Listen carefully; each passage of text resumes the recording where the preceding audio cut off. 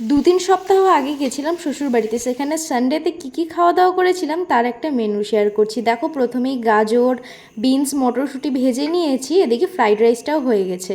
Fried রাইসের সঙ্গে কিন্তু ছিল মাটন, কিন্তু এখানে দেখো আমি চিকেন ম্যারিনেট করছি চিলি চিকেনের জন্য, কারণ এই ম্যাডাম তিনি আবার মাটন খান না। আমাদের একমাত্র ভাগ্নি আমার কাছে চিলি চিকেন খেতে চেয়েছে, তাই তার আবদারে বানিয়ে ফেললাম চিলি চিকেন।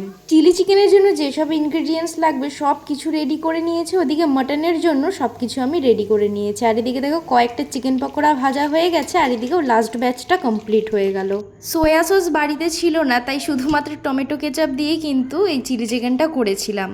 চিলি চিকেন প্রায় হয়ে এসছে, এবার আমি চলে গেছিলাম আমাদের বাইরের উনুনে মাটনটা রান্না করার জন্য। আমরা প্ল্যান করেই এসেছিলাম বাইরে একদিন উনুনে মাটন রান্না করে খাবো। একা হাতে সমস্ত কিছু রান্না করছি, তাই একটু দেরি হয়ে গেছিলো। উনুনে যেহেতু আমি রান্না বান্না করতে সেরকমভাবে এক্সপার্ট না, তাই দেখো আমার শাশুড়ি মাও বসে আছে আমার সাথে, সব কিছু দেখিয়ে দিচ্ছে, মানে জালটা ঠিকঠাক মতন দিয়ে দিচ্ছে। মা আর আমি দুজনা গল্প করতে করতে মাটনটা এদিকে রেডি করে ফেললাম। মাটনটা প্রেসার কুকারে আগে থেকেই হাফ সেদ্ধ করে রেখেছিলাম বলেই তাড়াতাড়ি হলো। তাহলে দেখা হচ্ছে তোমাদের সঙ্গে নেক্সট ভিডিওতে। টাটা।